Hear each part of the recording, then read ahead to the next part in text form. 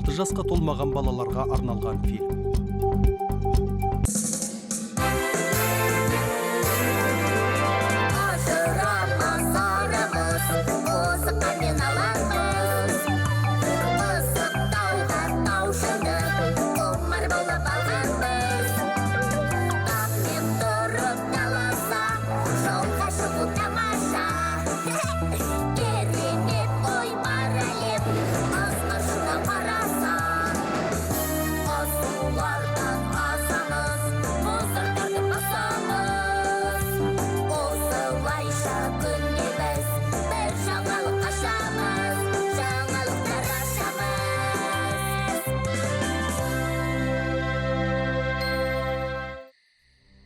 Биік Алатау бөктерінде екі дос, Барыстың баласы Алан мен Арқардың баласы Қозыға көршілес өмір сүріпті.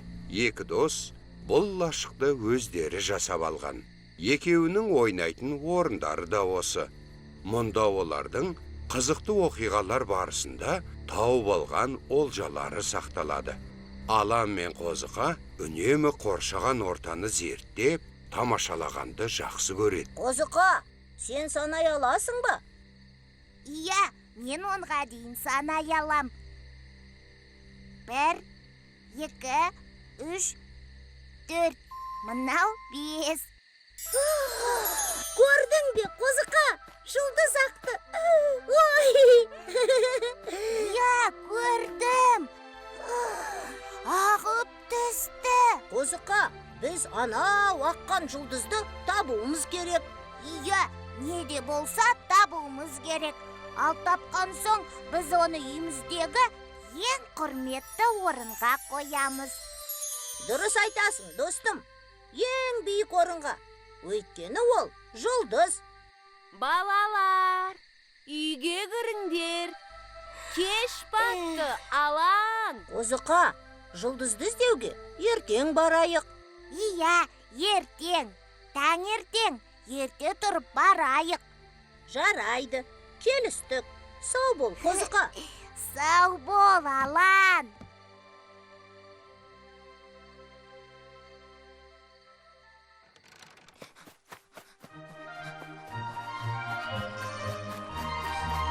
Қозықа! Қозықа деймін, шықсаңшы.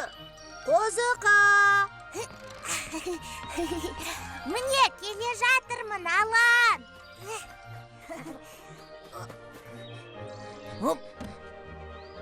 Жұлдызды тауып, сосын осы дысқа салып аламыз. Иә, салып аламыз. Біз оны осы үйшігімізге әкелеміз. Міндетті түрде. Ал, кеттік, жұлдызды іздейік. Кеттік, іздейміз.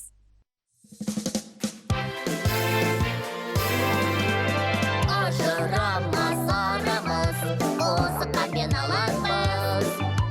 Мысық тауға таушынды, құмар болып алғанбыз. Таңмен тұрып таласа, жолға шығу тамаша. Керемет оймар әлем, асқар шудан қараса. Асулардан асамыз, мұздартарды басамыз. Осылайша күнде біз бір жаңалық ашамыз, жаңалықтар ашамыз.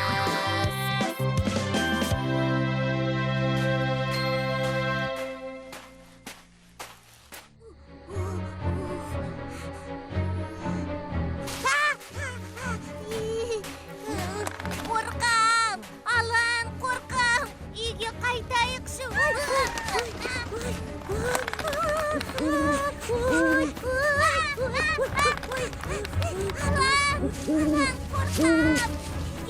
Жүгір, Қозықа, жүгір деймін. Жүгір деймін, Қозықа, жүгір.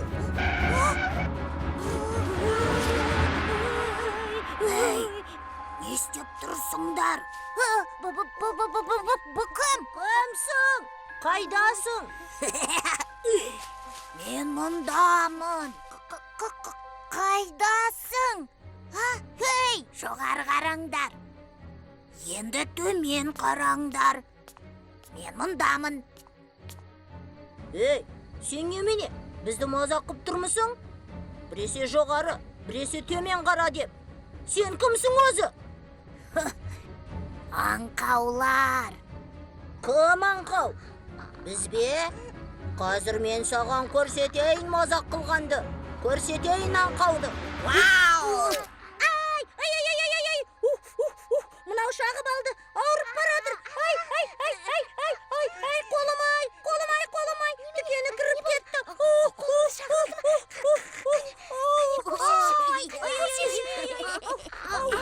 Маған тиіскенде өзі осылай болады.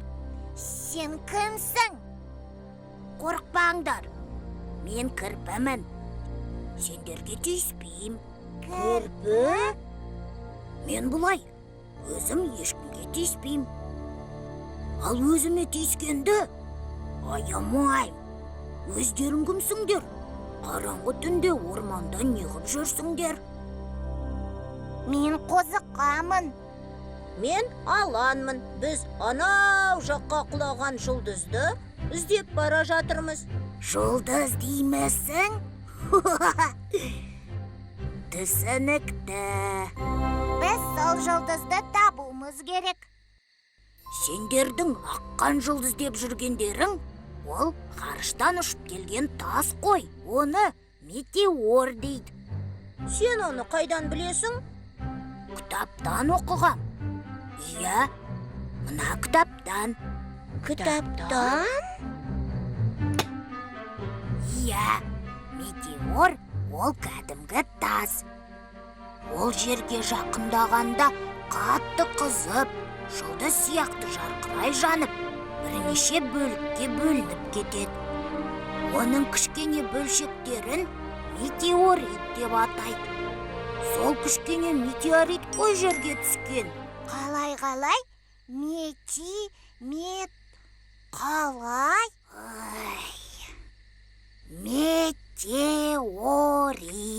Демек, аққан жұлдыз бұл метеор, иә? Ал жерге жетіп құлағанын метит дейміз ғой, солай ма? Қайдағы метит? Қайталап айтам. Метеорит дейміз. Кітапта солай жазылған. Сонда біз жұлдызды іздеп тапқанда, оны метеорит деп айтамыз ба? Иә, мет. Аты әдемі екен. Тамаша. Енді оны іздеп табу ғана қалды. Кеше мен анау жақтағы алаңқайға метеориттің құлағанын көргем. Іздегендерің сол жақта. Рахмет саған, кірпі. Кеттік. Метеорит. О!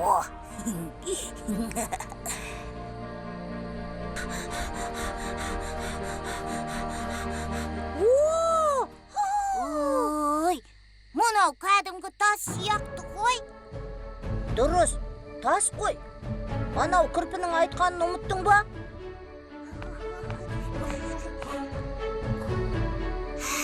Сонда да ең болмаса жарқырай ма десем? Ол суып қалған ғой. Сен одан да бұның сонау ғарыштан келгенін айтсаңшы. Дұрыс айтасың, мұндай метеорит ешкімде жоқ. Метеорит! Естідің бе, Алан? Метеорит! Айталам, метеорит дедім. Ғарыштан келген метеорит!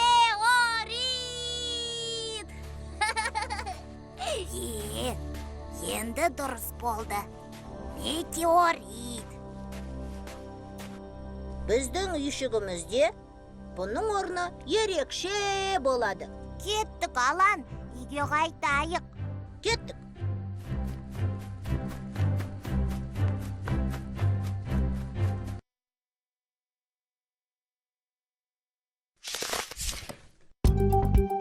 Алты жасқа толмаған балаларға арналған фильм.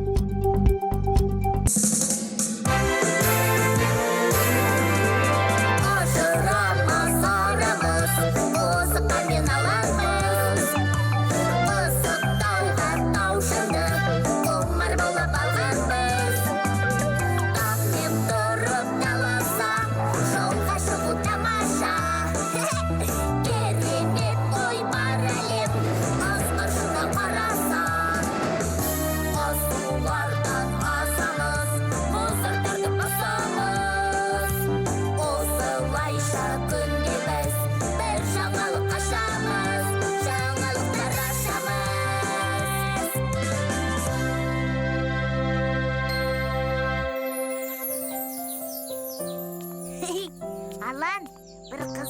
ойын ойнайықшы. Ойын? Жүгіріп жарысайық. Жоқ, одан да тастан тасқа секіруден жарысайық. Міне, мынадай тастарға осылай, сосын бұлай. Ого, Көрдің бе, керемет емес пе? керемет. Так етеді. Оп, ой.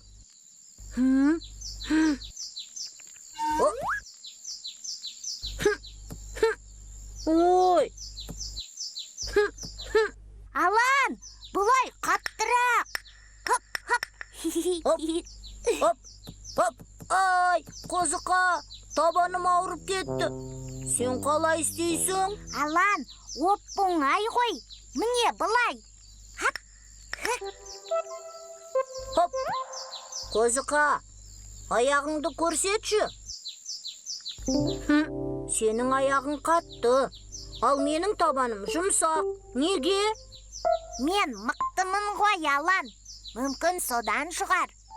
Сонда қалай? Сен мықтысың, ал мен әлсізбін бе? Солай сияқты ғой. Тоқтай тұр. Сен мені әлсіз дедің бе? Ау! Бұл не қылғаның, Алан? Алан дейм, саған не болған? Тоқтай тұр. Достым-ау, менің тұяғым қатты болса да, ал сенің даусың қатты екен. Иә, сен де мықтысың. Солай ма? Дәл солай, достым-ау. Сен мына дауыспен талайдың жүрегін ұшырасың ғой. Деген дауыс. Ау! Қалай жасайсың? Үйретші. Міне бұлай. Вау! О, түсіндім. Енді мен.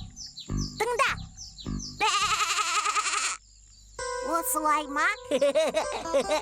Қозықа, маңырамасаңшы. Вау де. Не, дұрыс емес пе? Ал бұлай ше?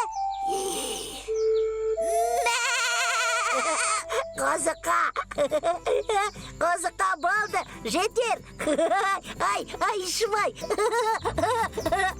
Не болды? Сонша күлдің ғой? Алан, жетер енді. Сені де көрдік қой. Табаным ауырды. Ме, бе. Жарайды, Қозықа, тек өтінем. Ау, демей-ақ қойшы. Ал сен табаныңды тақылдатпай-ақ қой. Тақылдат алмайсың. Мен өскенде арқар болам.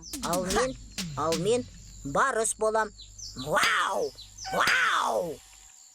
Сосын болды.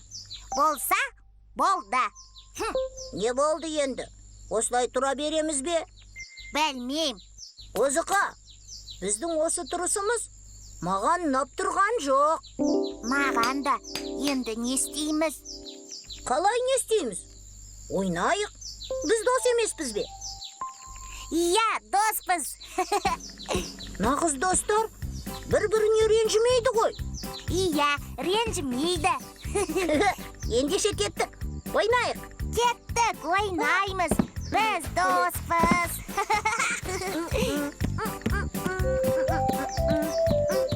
Алан, жасырынбақ ойнайықшы. Жарайды, ойнайық. Бірақ мен бірінші жасырынайыншы. Жарайды. Сосын мен. Келістік. Ал, Алан, көзіңді жұм да сана. Мен кеттім. 1, 2, 3, 4, 5, 6, 7, 8, 9, 10.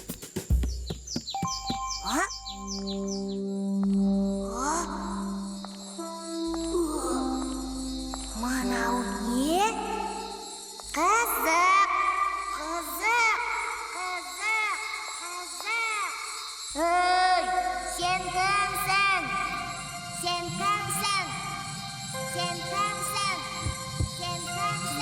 Мен Қозықа. Қозықа!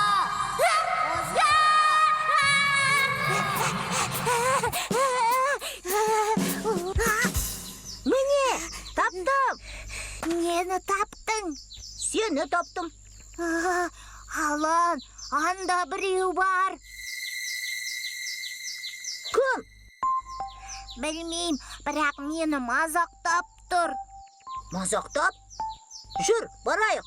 Жоқ, айта көрме, бармай. Қозықа, қорқамысың? Жүр, барайық. Жоқ, қорқып тұрғам жоқ. Өзің бара берші. Мен сені осы жерде күтейін. Жарайды. Көрейік, кім бар екен.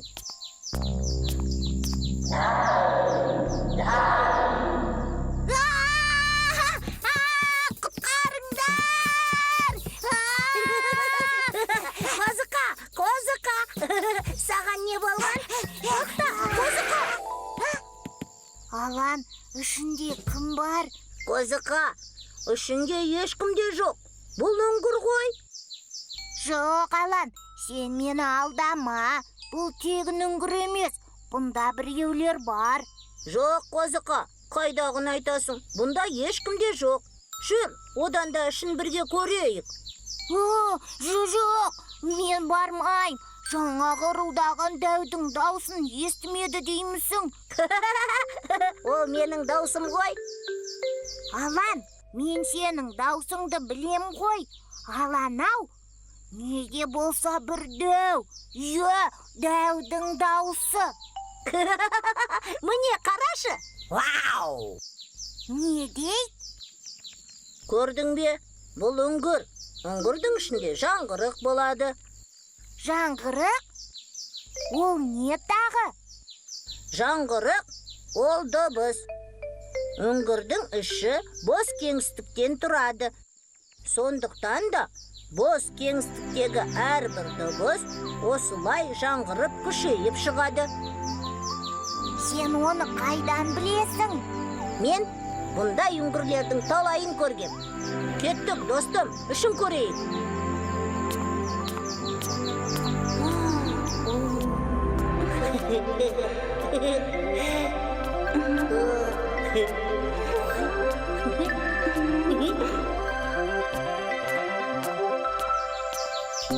Алан, мынаны қара, іздер. Мынау сенің ізің. Ал мынау сенің ізін. Я, менікі. Ал мынау ше. Мынау менің ізім емес. Бұл кімнің іздері? Өздері сондай көп сияқты ғой. Бұлай қарай кетіпті.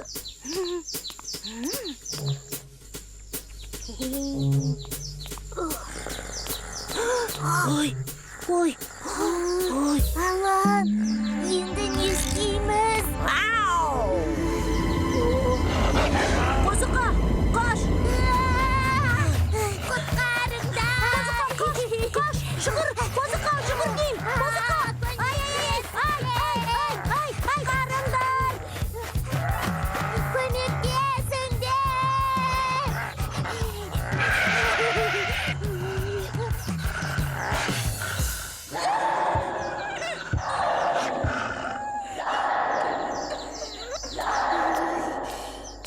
Қозықа, қорқма, көзіңді аш.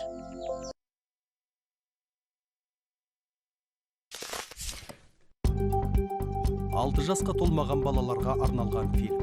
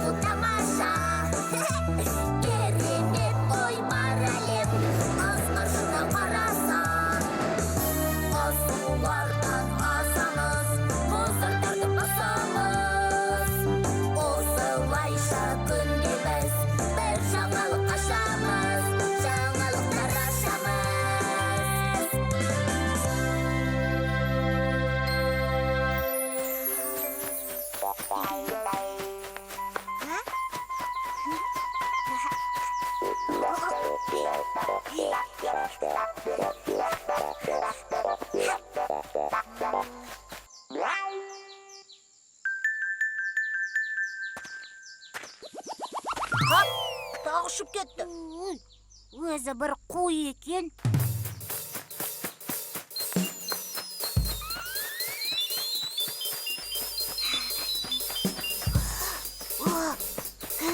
Қозықа, қонды, көріп тұрмын. Енді бар ғой, біз тастардың артына жасырынып, білдіртпей барайық. Дұрыс айтасың. Енді ұсталады. Көрде тұр.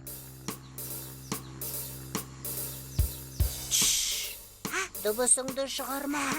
Енді барайық.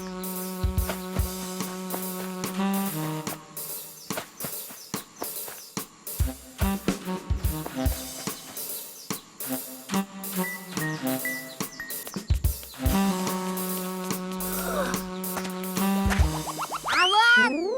Қап, Қозықа, не болды? Алан, мынаны қара, бері кел. Ол не тағы? Суретті қара.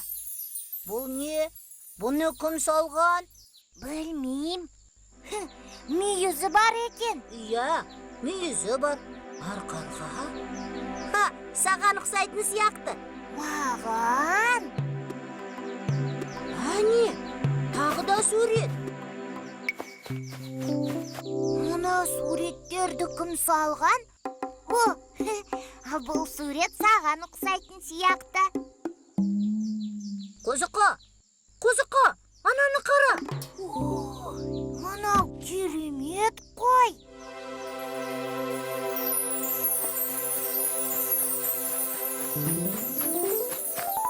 Тасбақа ата, сәлеметсіз бе?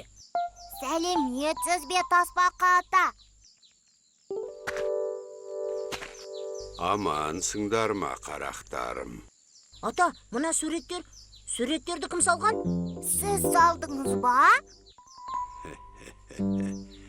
Әдемі, керемет емес пе? Бұлар өте ертеде салынған суреттер. Көрдің бе, ертеде дейді. Тасбақа ата 300 жастамын демеп пед. Есіңде ме? 300 жастамын деген? Демек бұл суреттерді Тасбақа ата жас кезінде дәл солай өзі салған болды ғой, я? Солай сияқты. Жоқ, олай емес. Олай емес, менің жас достарым. Бұл таңбалардың тарихы әлде қайда әрде. Иә, бұлар мыңдаған жылдар бұрын салынған. Мыңдаған жыл? Иә, солай. Керемет. Қалай болғанда да бұл таңбаларды біреулер салды ғой, солай емес пе? Солай, әрине солай. Кімдер салған? Бұл таңбаларды ерте заманда осы ұлы даланы мекендеген адамдар салған. Бұл солардан қалған белгілер, таңбалар. Адамдар? Ие, сол заманда өмір сүрген адамдардың қол таңбалары. Солардан қалған ескерткіш, тарих, ашық аспан астындағы тарихи ескерткіштер. Керемет қой мынау. Керемет. Бұл таңбаларды сол ерте заманда өмір сүрген адамдардың тұрмыс тіршілігінің бейнесі, көрінісі десе болар. Қызық екен. Алан, маған бір ой келді. Қандай? Мына бір кішірек таңбалы тасты ешігімізге алып кетейік. Дұрыс айтасың, Қозықа. Алып кетейік. Алан, Қозықа, олай жасауға болмайды. Неге? Бұл таңбалы тастарды бұзып сындыруға, бүлдіруге, не бөлшектеп алып кетуге мүлдем болмайды. Сонау ерте заманнан бүгінгі күнге дейін жеткен бұл таңбалар біздерге және келер ұрпаққа өткенімізден, тарихымыздан сыр шертетін жәдігер ретінде сақталып қалуы тиіс. Табиғатты аялау, қорғау бізге парыз. Бұл дала заңы. Дала заңы? Ие, бұлжымас ұлы дала заңы. Оны бұзуға болмайды. Болмайды. Қозықа, тасты дереу орнына қой. Түсіндім. Мінекей. Тасбақата, жаңбыр неге жауады? Жаңбыр, жел, қар, бұл табиғат құбылыстары ғой. Жаңбыр су ғой, е?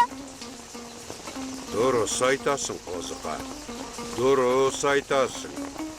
Өзен көлдерден буланып шыққан су аспанға көтеріліп, бұлтқа айналады. Бұлтқа? Сонда бұлт та судан тұрады екен ғой, а? Міне қызық. Содан соң бұлт жерге қайтадан жауын болып жауады. Міне, осылай жалғаса береді. Қайтадан суға айналады ғой сонда. Қызық. Бұл бір керемет қой. Керемет. Табиғат кереметі. Жаңбыр. Су, бұлттан келген су. Мына дала осы жаңбырдан нәр алады. Көгеріп, көктейді. Құлпырады. Тасбақата, Қозықа, ананы қараңдар. Бұл не? Бұл кемпір қосақ. Кемпір қосақ? Керемет, керемет Оны кім әдемі. жасаған? Табиғат. Табиғат жасаған. Кемпір қосақ жаңбырдан кейін пайда болатын құбылыс. Әдемі ғой. Табиғаттан асқан суретші бар ма, шіркін? Қозықа, кеттік. Кемпір қосаққа барайық. Кеттік, Алан. Алақай!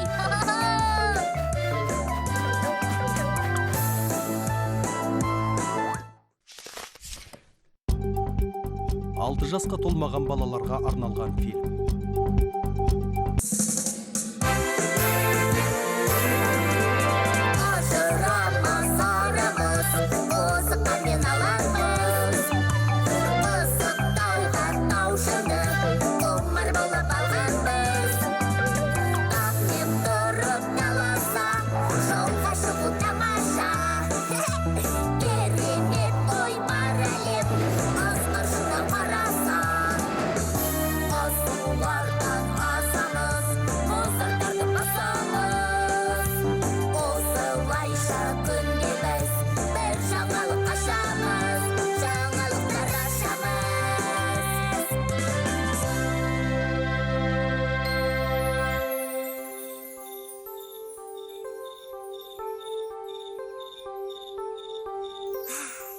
Алан, қазір жұлдыздар көрінеді.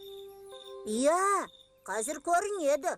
Мен түнгі аспандағы жұлдыздарды тамашалағанды қатты жақсы көрем. Мен де. Әне, жұлдыз көрінді. Керемет. Әдемі емес пе, Қозықа? Алан, көріп тұрмысың? Жұлдыз ағып барады. Я, көріп тұрмын. Бірақ аққан жұлдызға ұқсамайтын сияқты. Баяу кетіп барады ғой. Иә, баяу қозғалады. Жұлдыздар бір орнында тұра ма десем, қызық, ұшатын жұлдыздар да болады екен ғой, а? Ой, ұшатын жұлдыз дейді. Жұлдыз ұшушы мен. Бұл қайсың? Кімсің? Ей, ол мен ғой, кірпімін. Танымадыңдар ма не? Сәлем, кірпі. О, кірпі, сәлем.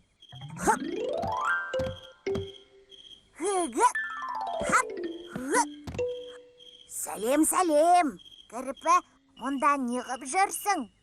Аспан әлемін зерттеп жүрмін.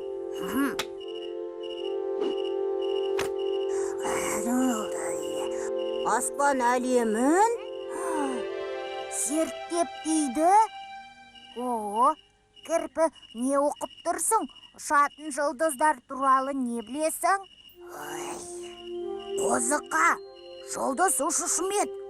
Жұлдыз ұшпайды. Әне, жарқырап ұшып барады ғой. Қайталап айтам, жұлдыз ұшпайды. Ол жұлдыз емес қой. Ол кәдімгі жасанды жерсерік. Ал әрбір жасанды жерсеріктің белгі беру шамдары болады. Жұлдыз сияқты жарқырауының себебі де сол шамдардың жарығы. Соны да білмейсіңдер ме? Жасанды жерсерік? Е, дәл солай. Міне, ол туралы кітапта бұлай деп жазады.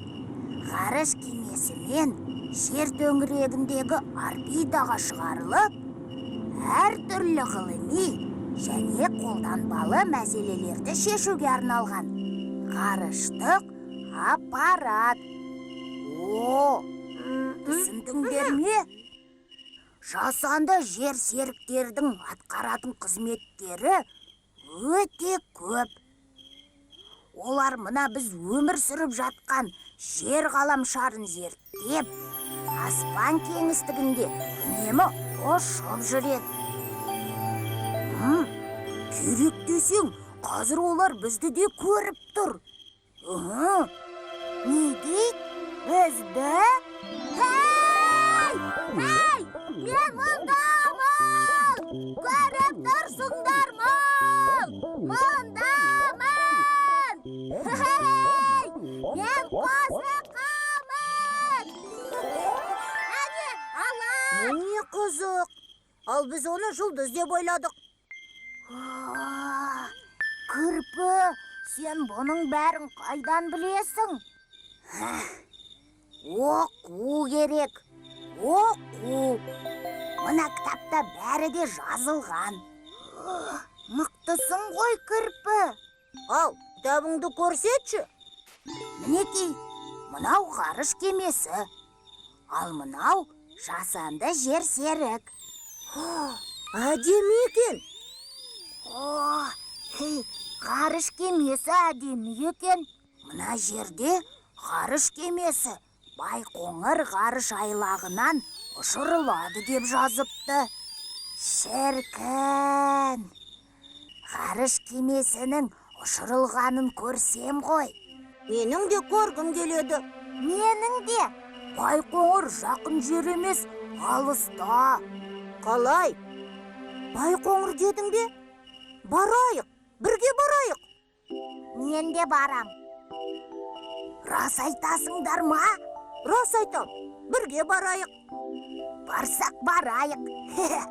Ендеше, ертең жолға шығайық. Таң ертең, ерте тұрып барайық. Келістік. Алақай, бірге барамыз. Ой-бай! Ой-ой-ой-ой, шағып алды. Кірпі, бұның не? Мен шаққан жоқпын. Өзің ғой. Абайламаймысың? Ескерту керек қой. Қайдан білейін? Тікенектері инеде, я?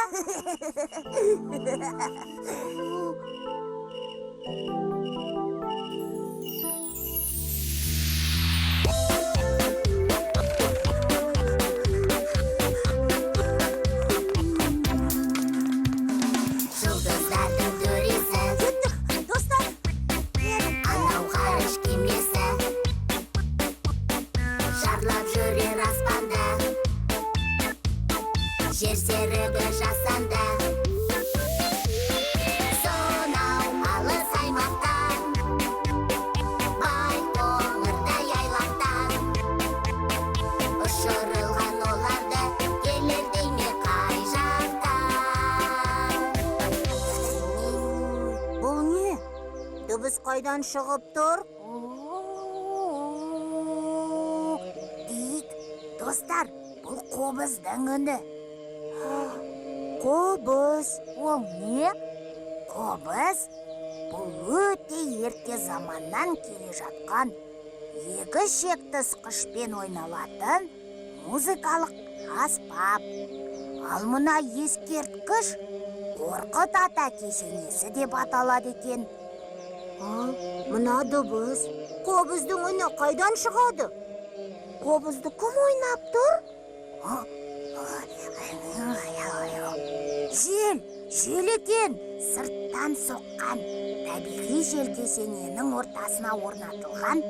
Мына құбырлар арқылы өтіп, ұдайы осындай қобыз үніне ұқсас, әуезді үн шығарып тұрады екен.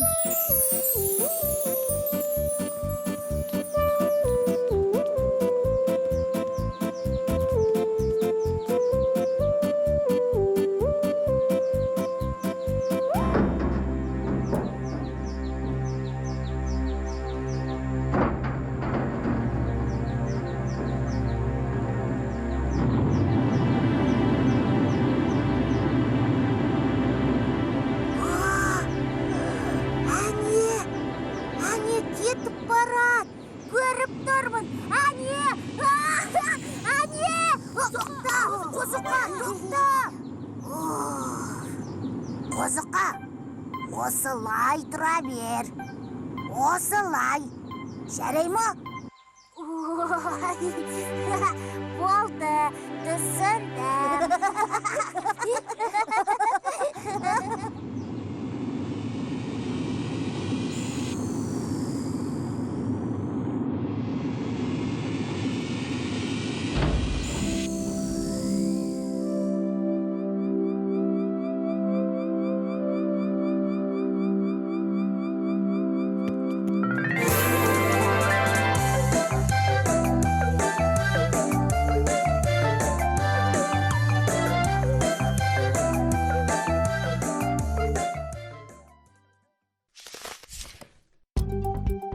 Алты жасқа толмаған балаларға арналған фильм.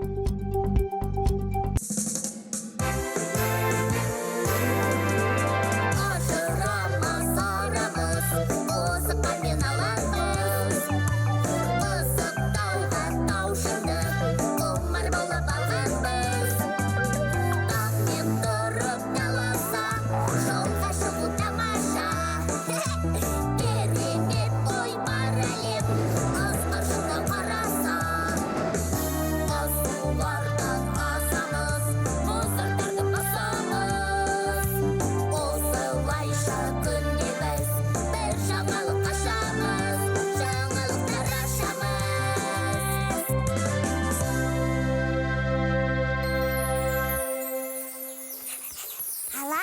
Алан, қайдасың? Алан! Алан, қайдасың? Алан? Қайда өзі? Ойба!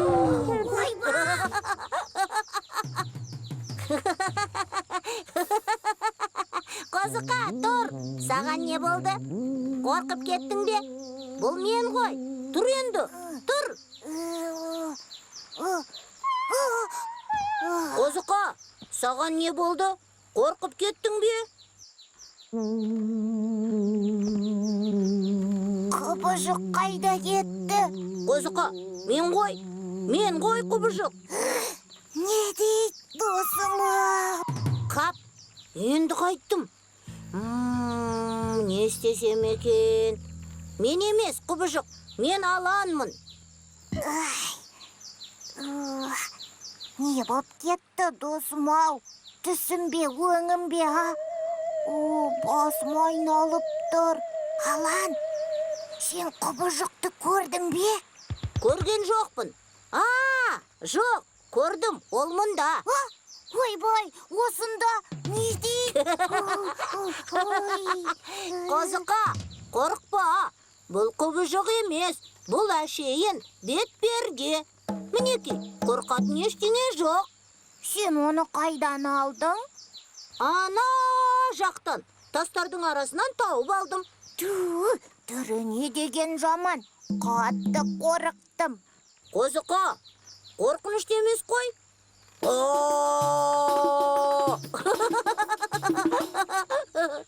Иә. Енді қорқынышты емес сияқты. Мә, сен де киіп көр. Олон, сен алансың. Мен сені көріп тұрмын. Әрине, мен аланмын. Ал сен құбыжық қозықасың. Мен құбыжықпын.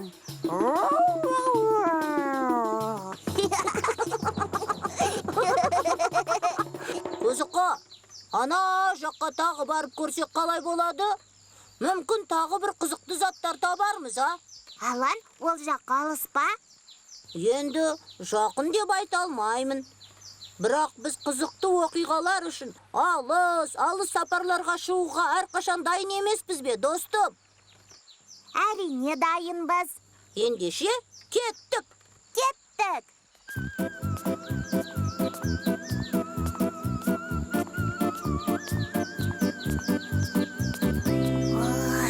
Алан, мен шаршадым. Жарайды, Қозықа. Шаршасаң, міне, мына жерге отырып демалайық. Шөлдедің бе? Иә. Міне, ішіп ал.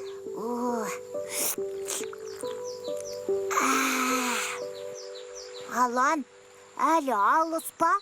Жоқ, келіп қалдық. Міне, мына құрдың астында. Қозықа, торсықты берші. Қайда?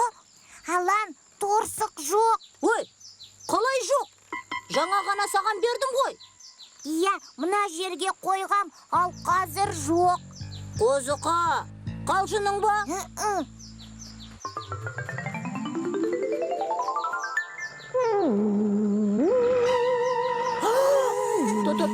Торсық, су ішейінде бем. Қозықа, қаш! Қозықа, тез қаш, Қозықа! Қозықа, тез шығын! Қозықа!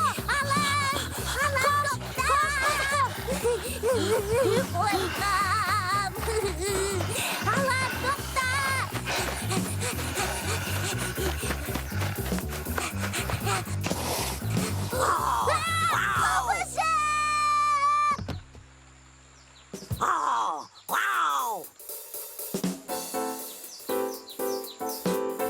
Алан, не боп кетті? Қашып кетті. Бұлар неден қорқып қашты екен? Сенен қорқып, Алан. Меніңше олай емес сияқты.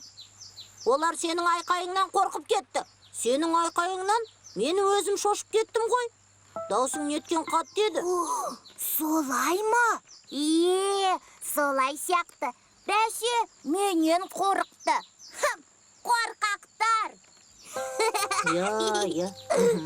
Қозықа, біз келген сияқтымыз. Келдік деймісің? Иә, осы жер. Мына бетпердені мен осы жерден таптым. Мына жерді қазып жатып тауып алдым. Ендеше қазайық. Мүмкін тағы басқа да заттар табармыз. Ал қазайық.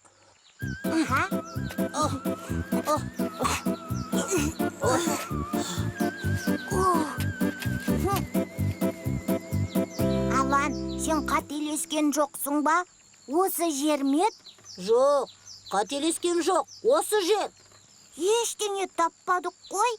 Иә, ештеңе жоқ екен.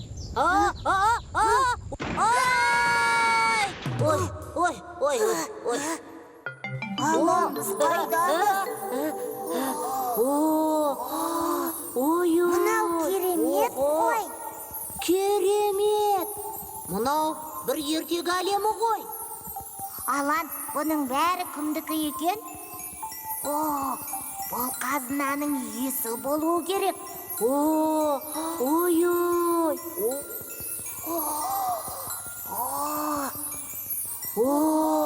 Ой-ой. Білмедім, Қозықа. Жоғарыға қалай шығамыз? Мен соны ойлап тұрмын. Дұрыс айтасың, қалай шығамыз? Менің мұнда қалғым келмейді, Алан. Үйге қайтайықшы, өтінем, Алан. Ай.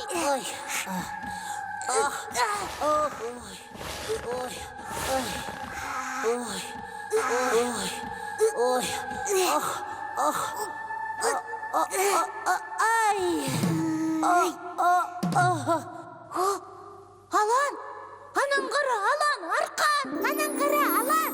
Көріп тұрмын. Кеттік, Қозықа.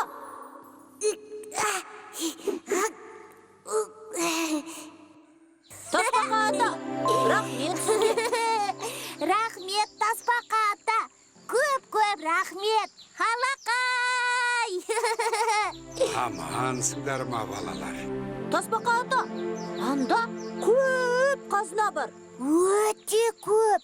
Білем, Ол кімдікі? бұл өте ерте заманнан қалған алтын бұйымдар қоймасы.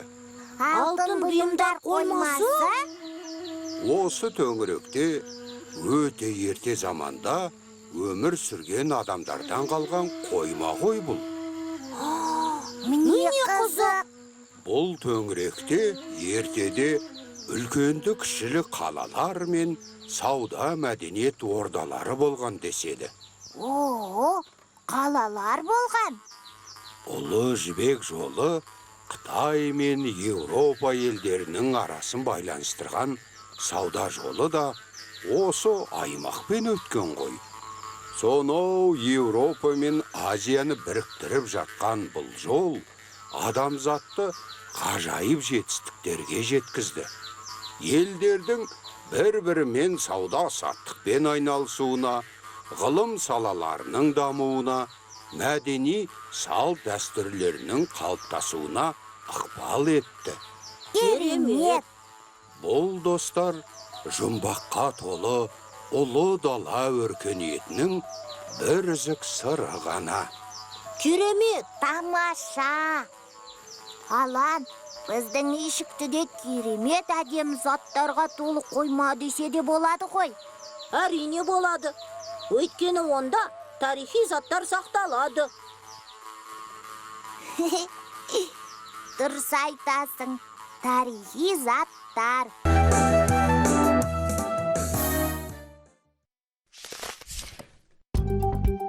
Алты жасқа толмаған балаларға арналған фильм.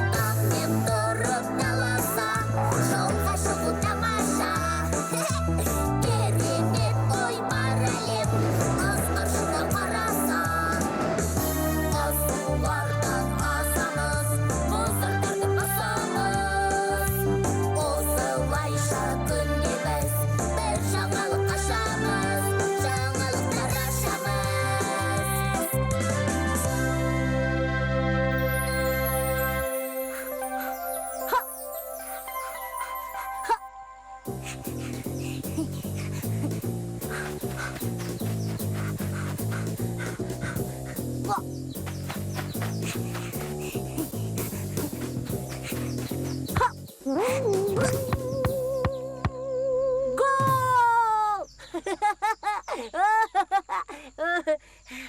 Неменеге мәз боласың? Мен құлап қалдым ғой. Қайтадан теп ұстайым. Жарайды.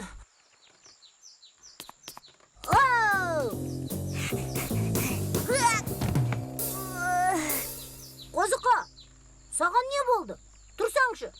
футбол ойнамай-ақ қояйықшы, Алан. Неге? Сен футболды жақсы көруші едің ғой. Ол солай ғой, бірақ күн тымысып кетті. Ойнағым кеп тұрған жоқ. Онда басқа ойын ойнайық. Қыз болса ғой шіркін, сырғанақ теуіп ойнар едік. Сырғанақ деймісің? Қозықа, маған бір ой келді. Қандай? Жүр Қозықа. Қозықа, қысты көргің келе ме? Қыз, әрине. Қозықа, міне, ана жаққа қарашы. Қарды қара, мынау қыз қой. Нағыз қыз. Бірақ биік тау басындағы қарға қарағаннан не пайда? Одан салқындай алмаймыз ғой. Қозықа, сен не, түсінбедің бе? Нені? Саяхат. Бізді қызық саяхат күтіп тұр. Қандай саяхат? Сен не айтып тұрсың? Сонда не дегің кеп тұр? Достым, біз сонау тау басына шығамыз. Анау аппақ қарда сырғанақ теуіп ойнаймыз. Сырғанақ тебеміз дегің кеп тұр. Түсіндің бе енді? Сырғанақ? Әрине, кәдімгі зу етіп тебетін сырғанақ. Керемет! Ендеше неге тұрмыз? Жолға шығайық. Кеттік, достым.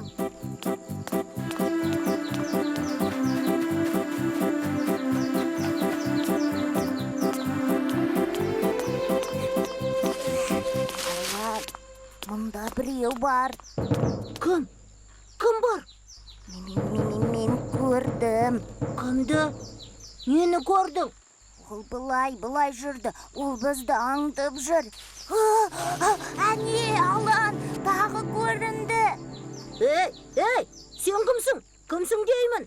Ойбай, мынау бізге қарай келе жатыр.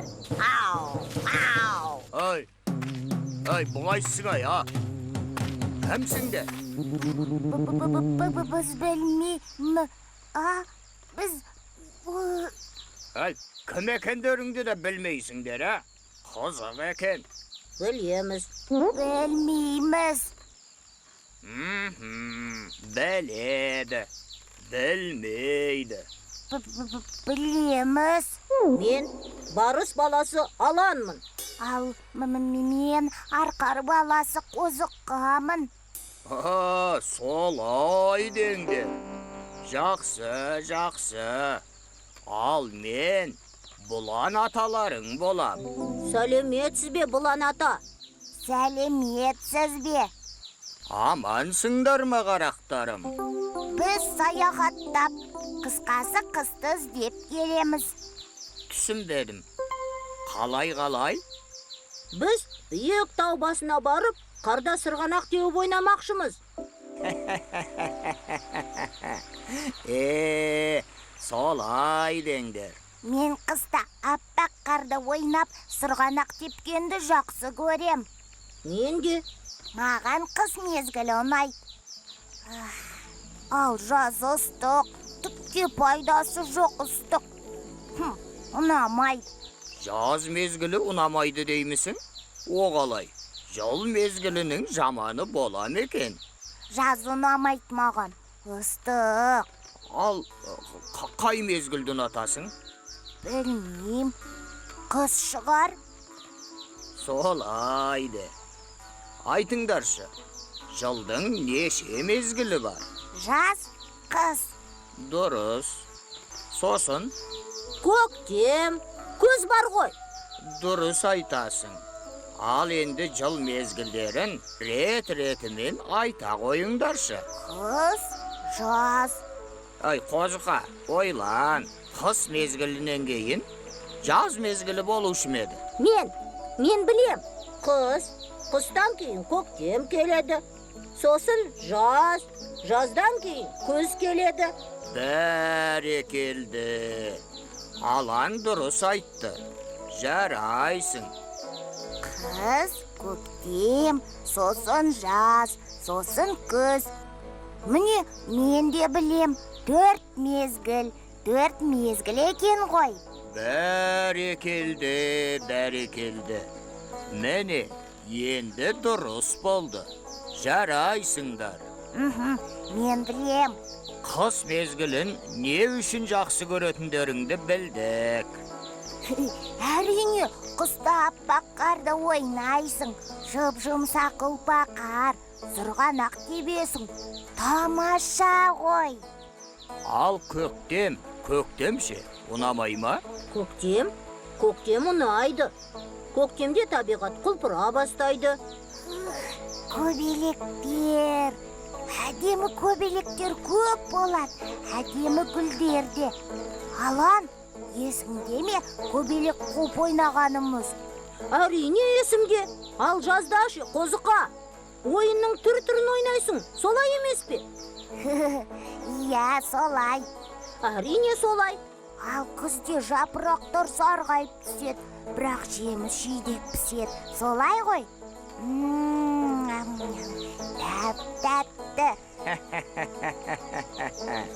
Солай. Көрдіңдер ме, достар? 4 мезгілдің де жаманы жоқ. Жылдың әр мезгілінің өзіне тән ерекшеліктері мен жақсылықтары бар. Я, бәрі де жақсы. Дұрыс айтасың, Алан. 4 мезгілдің 4-еуі де жақсы екен ғой. Дегенмен, мен қазір сырғанақ тепкім кеп тұр. Қозықа, біз тау басына міндетті түрде баруымыз керек. Мақсат, қойылған мақсат бар ғой. Ал қойылған мақсатқа біз әрқашан жетуіміз керек. Солай емес пе, достым? Солай, дәл солай. Ал қарақтарым, сапарларың оңынан болсын. Әрдайым мақсаттарыңа жетіңдер. Жолда абай болыңдар. Рахмет, Бұлан ата, сау болыңыз. Көріскенше сау болыңыз, Бұлан ата. Рахмет сізге.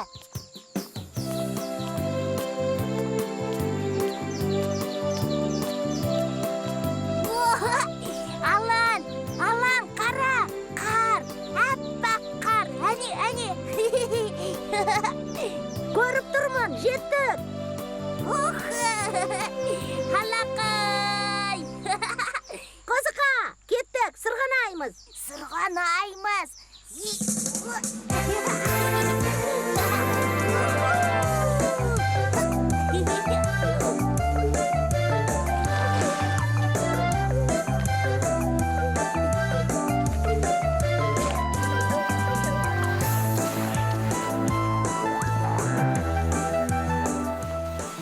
Алан, бүгінгі сапарымыз керемет болды, я? Керемет. Сырғанақ тепкенге не жетсін, шіркін? Қозықа, балам, үйге қайт, кеш болды. Жарайды, досым, сау бол. Көріскенше, Қозықа.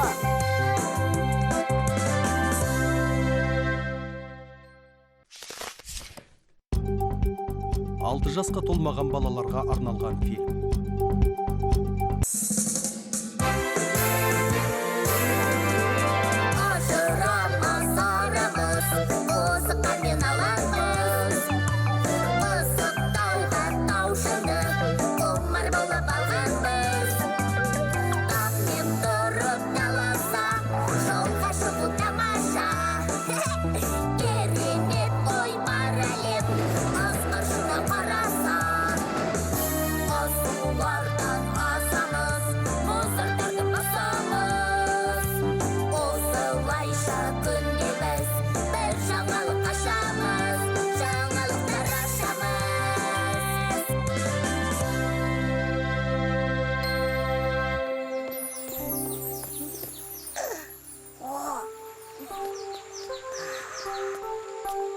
Сәлем, Қозықа. Сәлем, Кірпі. Кірпі, қарашы, мен қандай әдемі гүлдер жинап алдым. Иісі қандай әдемі. Қозықа, бұл гүлдерді не істемекшісің? Мен бұны Аланға сыйлайын. Аланға? Не үшін? Бүгін Аланның туған күні. Туған күні? Иә, кірпі қалай ойлайсың? Мына гүл шоғын алғанда алан қуана ма екен? Білмейм. Қалай білмейсің? Немене мына гүлдер әдемі емес пе? Әдемі. Онда ұнайды. Ля-ля-ля. Сонда қалай? Алан саған туған күніме әдемі гүл сыйла деді ме? Кірпі, жоқ әрине. Мен өзім солай деп шештім. Ол менің досым емес пе? Қуантайын дедім. Солай де. Мәселен, мен саған гүл сыйласам, сен қуанасың ба? Маған? Әрине қуанам. Міне, көрдің бе, қуанасың. Ол да қуанады. Мынадай әдемі гүлді алғанда міндетті түрде қуанады. Ля-ля-ля-ля-ля-ля-ля. Қуанат, сөз жоқ қуанат. Қозықа, ендеше мен де Аланға сыйлық жасайын. Ол менің де досым ғой. Әрине, біз бәріміз доспыз. Қандай сыйлық жасасам екен, а? Бір ерекше сыйлық болса дейін. Ерекше сыйлық? Ол қандай сыйлық? Ерекше сыйлық. Ішінде не бар? Таптым. Нені таптың? Мен Аланға өлең сыйлайым. Өлең? Қандай өлең? Мен Алан досыма арнап өлең жазам. Ол қалай? Мәселен, бұлай. Алан досым, құтты болсын туған күнің. Сосын әрі қарай ойлану керек. Мынау керемет қой, Кірпі. Ойланшы әрі қарай. Өлең шығаршы. Алан қуанатын болды. Өлең. Жоқ, бұлай болмай, жазу керек. Кірпі, мықтысың. Міне болған сияқты. Тыңдашы, Қозықа.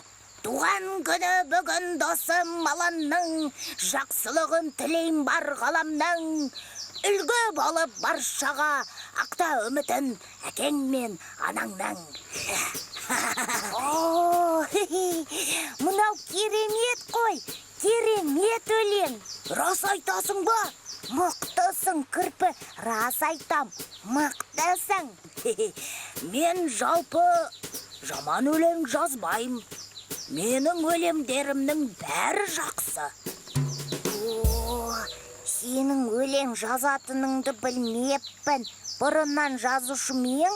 Енді бұрыннан жазбасам да, бүгіннен бастап жазам.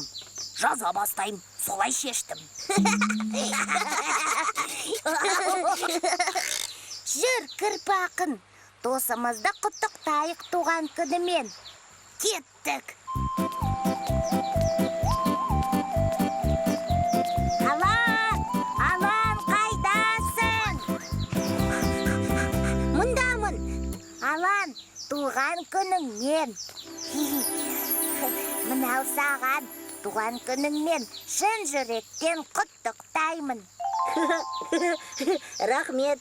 Қандай әдемі гүлдер. Рахмет, достым. Шынымен де әдемі ғой, я, Алан. Әдемі. Иісі қандай? Керемет. Алан, Кірпі саған ерекше сыйлық әкелді. Тоқта, достым, мен өзім айтам. Тыңда, досым Аланға арналады. Туған күні бүгін досым Аланның, жақсылығын тілейм бар ғаламның. Үлгі болып баршаға, ақта үмітін әкең мен анаңның. Мынау керемет қой. Рахмет, достым, тамаша. Өзім шығардым. Міне, мынау саған сақтап қой. Бә. Маған арнап жазылған? Мен бұл өлеңді бар ғой, үйшіктің ішіне қабырғаға іліп қоям. Рахмет, достарым. Көп рахмет. Тамаша. Ұста, кетті! Ұста, алып! Ұста дейм! Ұста, кетті! Жүгір!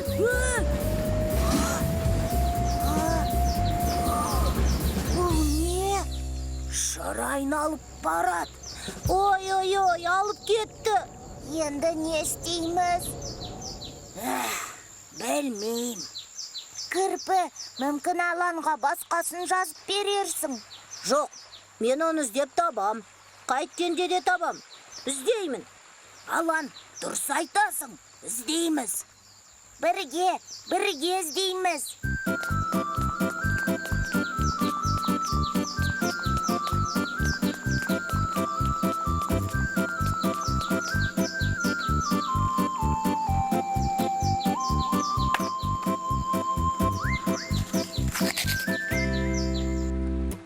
Сәлеметсіз бе, Тасбақа ата?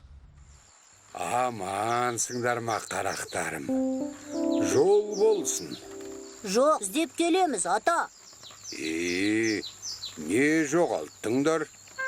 Бүгін Аланның туған күні еді. Кірпі Аланның туған күніне арнап өлең жазған. Сол өлең жазған парақты жел ұшырып кетті. Шыр айналдырып ұшырып кетті. Енді не істейміз? Іздейміз, Кірпі. Солай деңдер. Аланжан, туған күнің құтты болсын. Денің сау болсын. Ғұмырлы бол. Рахмет, ата. Сендердің парақтарыңды ұшырып кеткен ол құйын ғой. Құйын? Ол не? Құйын бұл табиғи құбылыс. Желдің ықпалынан пайда болған ауаның айналмалы қозғалысы. Құйын көбіне жазық далаларда болады. Оның биіктігі 10 метрден бастап, 100 шақырымға дейін көтеріледі. Желдің күшінен пайда болатын құбылыс қой.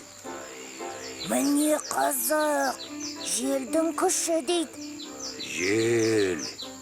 Желдің күші.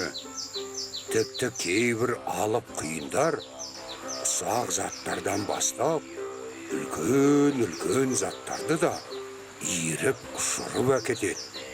Ал кейбір құйындар бір аймақты бірнеше рет айналып жүріп алады. Әне, құйын! Тоқтаңдар, қозғалмаңдар.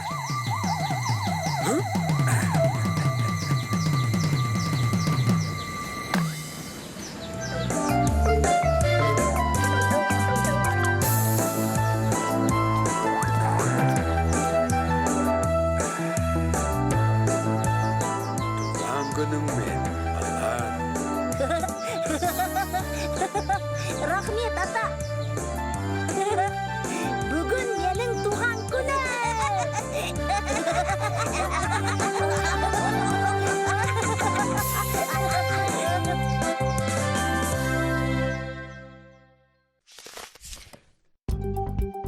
Алты жасқа толмаған балаларға арналған фильм.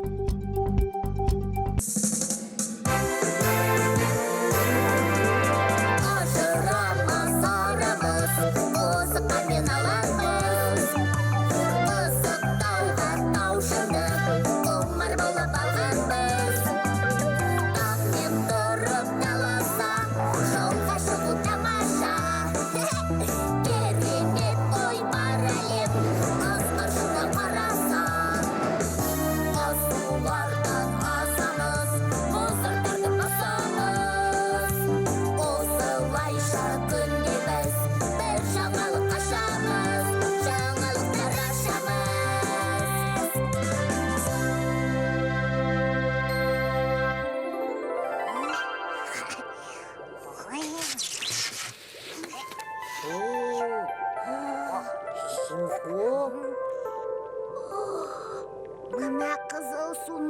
сары су қосылғанда жасыл суға айналып кетті ғой.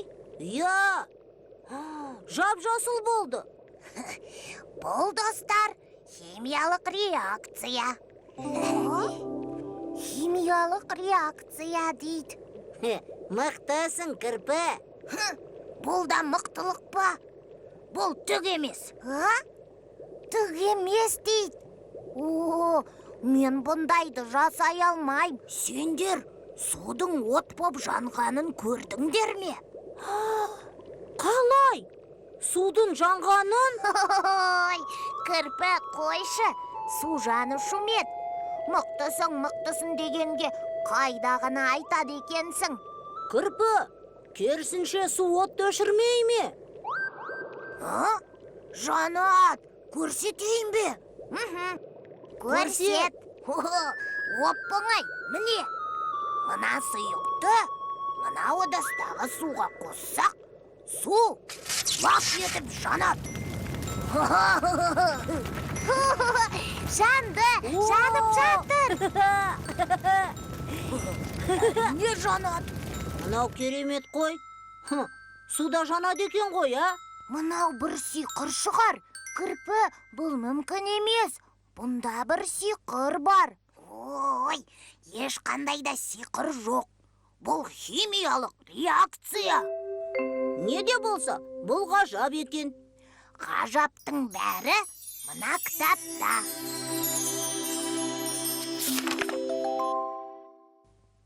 Мынау не? Бұл ұшатын шар. Ұшатын Ұшатын шар? Иә, ұшатын. Бұл шармен аспанды шарлап ұшуға болады. О, Керемет! Менің де ұшқым келеді. Менің де. Кеттік, ұшамыз. Кеттік, достым.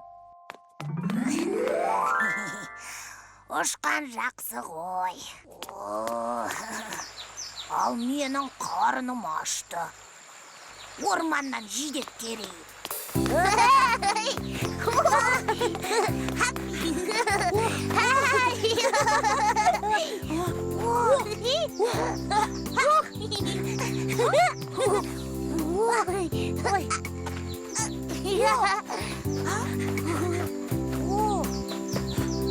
Кірпі, мұнда не істеп жүрсің?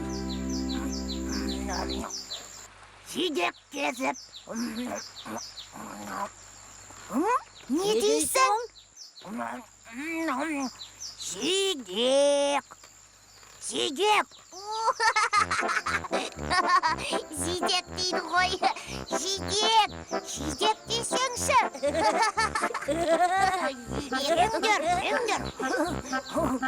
Жеңдер деймін.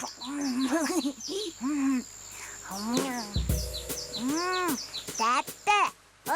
Менің қарным ашып тұрған жоқ. Сендер осында болыңдар. Мен қазір келем.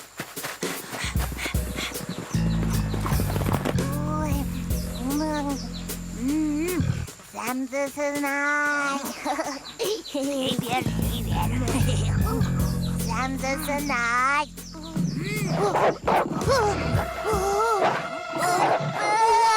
Қашу керек.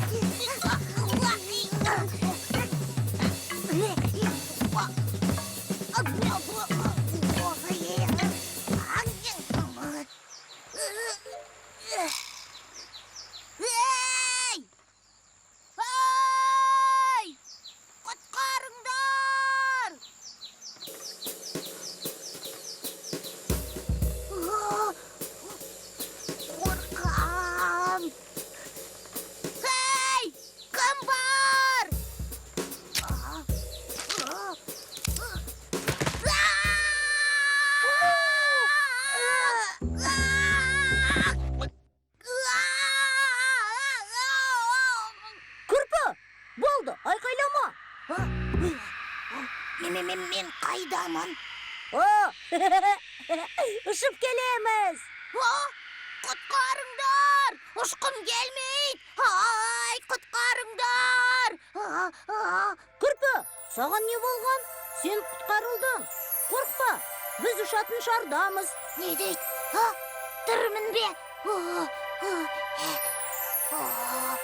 Күрпі, қозықа қайда? Білмейм. Қозықаны құтқаруымыз керек. Күрпі, қозықаны. Ол ана жақта, алан. Әне көріп тұрмын. Құтқарыңдар! Бару керек! Құтқарыңдар!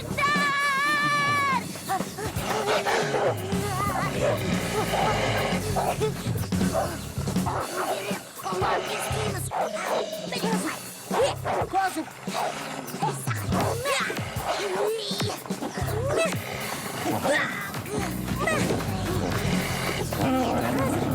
Қазір.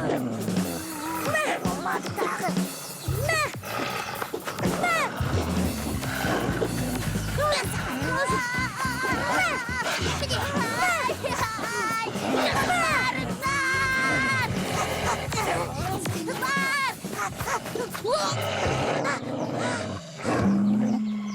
Күрпі, мыналар тоқтар емес. Не істейміз? Маған бір ой келді. Алан, үйшікке, мені тез үйшікке жеткіз. Неге? Алан, тез, ойланатын уақыт жоқ, сосын айтам. Тез, Алан, тез, үйшікке. Кеттік. Қозықа, біз қазір. Шыда, достым, шыда.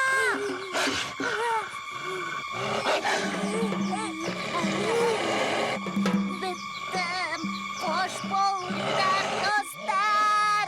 Қозықа, тоқта, достым, тоқта, Қозықа. Алан, қозықа, тоқта.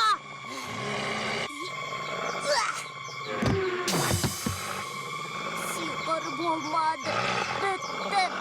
Бәрі де бітті. Қозықа, тоқта дейм. Міне сиқыр.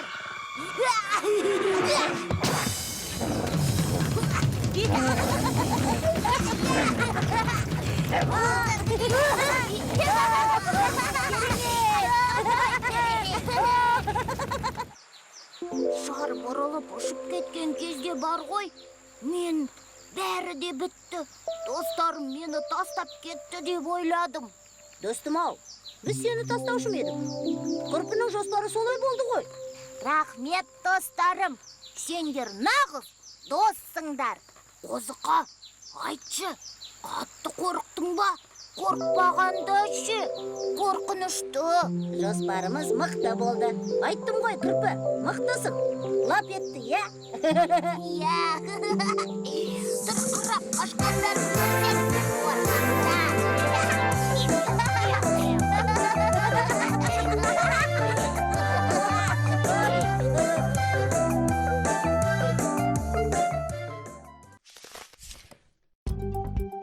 Алты жасқа толмаған балаларға арналған фильм.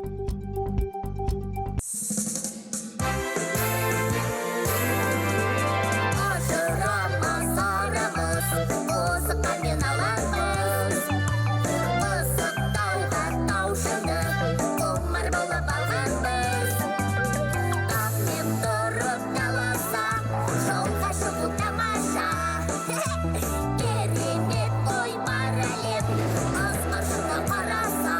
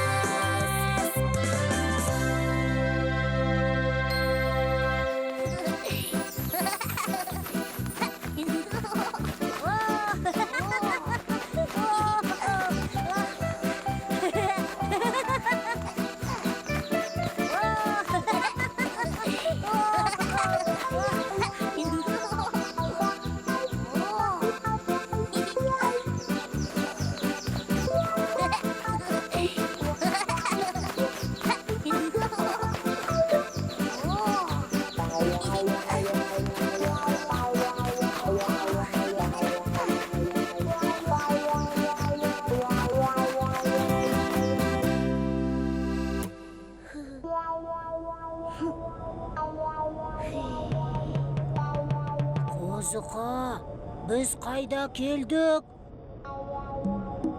Білмейм, тым-тырыс екен. Құстар да ұшпайды. Тірі жан жоқ сияқты ғой. Ой, күн де ып-ыстық.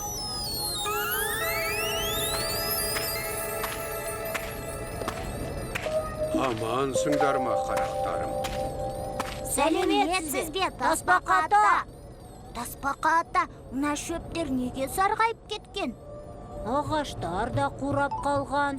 Ие, достарым, бұл аймақ бұрын мүлде басқаша болатын. Мына біз тұрған жерде ертеректе құстары шулаған, балығы тулаған, үлкен көл болған. Көл? Анау тау жақтан сарқырап аққан өзен осы жердегі көлге кеп құятын. Ие, көп уақыт өтті. Ол өзен қайда кетті? Неге ақпай қалды? Анау жақта тау тасты мекен еткен бір айдаһар бар деседі. Сол алып айдаһар өзен арнасын таспен бекітіп, оны ағызбай тастаған дейді.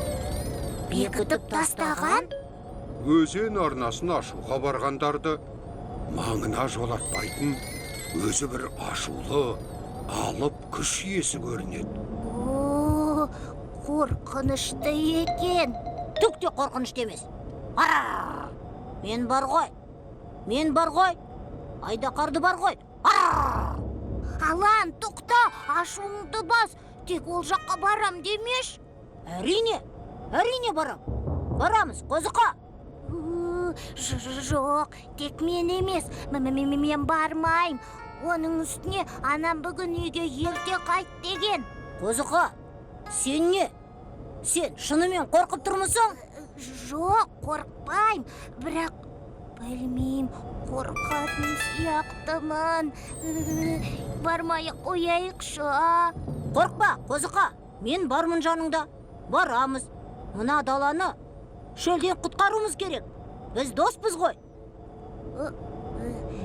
Доспыз. Аланжан, Қозыға, мұқият тыңдап алыңдар. Айдаһар анау тау басындағы үлкен үңгірде өмір сүреді дейді. Абай болыңдар, қарақтарым. Өзі ешкімді де аямайтын залым көрінеді. Бармай-ақ қояйықшы, Алан, үңгірінде жата берсін. Қорқпа, Қозықа. Менде бір жақсы жоспар бар, қорқпа. Жоспар бар деймісің? Қандай? Оны барғасын көресің. Ол өзі іске асатын жоспар ма? Іске асады деп ойлаймын. Солай де. Кеттік, Қозықа. Тасбақа ата, сау болыңыз. Сау болыңыз. Жолдарың болсын. Сәт сапар.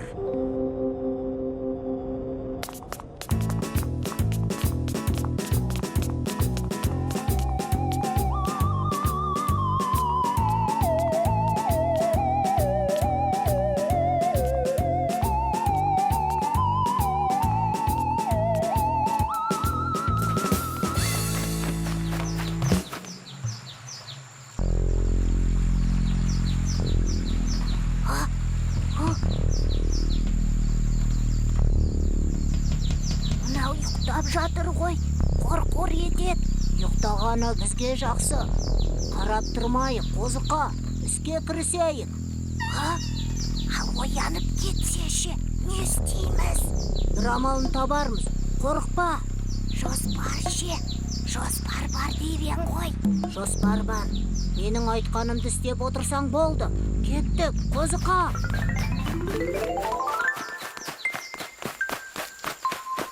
Міне, мынау бөгет. Осы тастарды бұзып, арнаны ашуымыз керек. Алан, мына тастарды қалай көтереміз? Қозғалмайды. Ой, ауыр ғой, қозғалмай.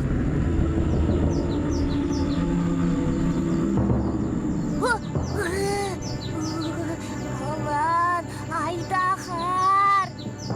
тоқта, қозықа. Біз қазір Айдақармен айқасамыз. Айдақармен екеуміз. Бітті, бәрі де бітті. Кеттік, қозықа, кеттік.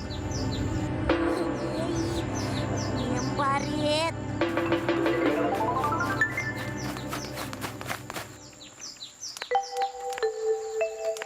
Қозықа, мына тасты көрдің бе? Дәу ғой, топ-томалақ. Иә, дәу екен. Бізге керегі де осы. Енді не істейміз? Тасты домалатамыз. Мына тасты біз қалай? Жоспар бар ғой, қозықа. Жоспар, бері кел. Қозықа, идер, тағы да. Жоқ, бұлай болмайды. Мынау қозғалмас, ауыр ғой. Қозықа, біз бұлай жасайық.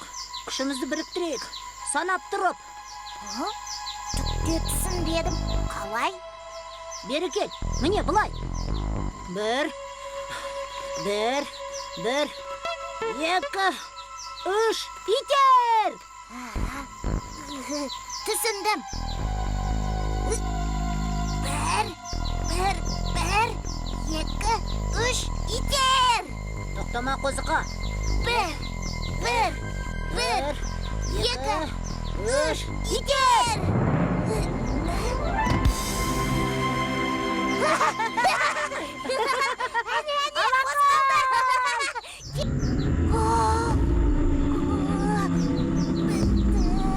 Оянды. Мына дәу қазір шығады. Жоспар іске аспады. Қашу керек, ашпаймыз, Алан. қозықа.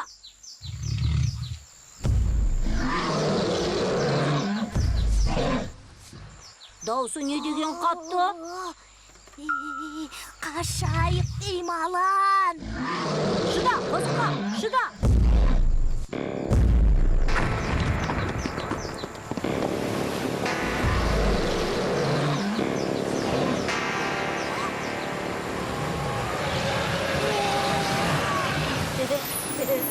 Міне қозықа, көрдің бе? Осыдан бері осылай болады. Бітті, шықпайды. Мынау